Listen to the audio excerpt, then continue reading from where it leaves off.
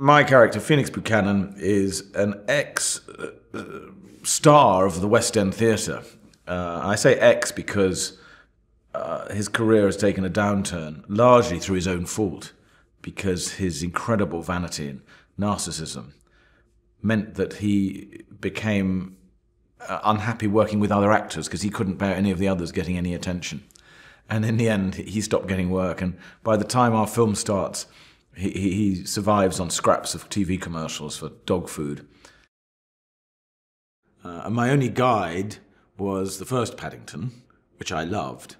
And then in terms of how broad to make my character, well, talking about costumes to Paul King, and he kept saying, bigger check suits, you know, madder hats. I thought, okay, well, it can be quite big.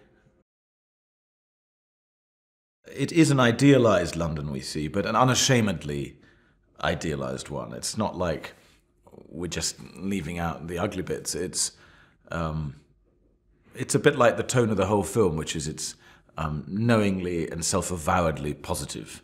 Not just about London, but about human beings, about the power of being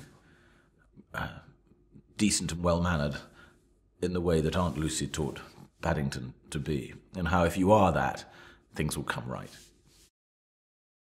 If you've just watched the film and then you have a drink with Paul for the first time, you think he is the bear. Their eyes are the same.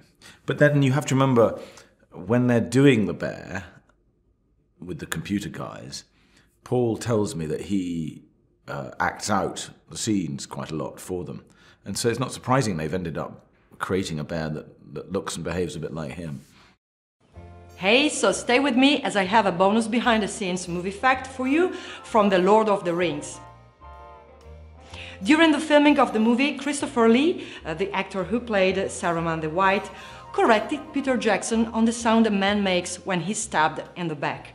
The director has been quoted as saying, "When I was shooting the stabbing shot with Christopher, I was explaining to him what he should do. And he says, Peter, have you ever heard the sound a man makes when he's stabbed in the back?"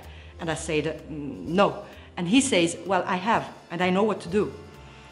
Christopher Lee had been involved in some secret operations for the British during World War II, which is presumably where he knew that from. Okay, now, before I go, remember, we publish new videos every day, so be sure to subscribe for more great content. See ya!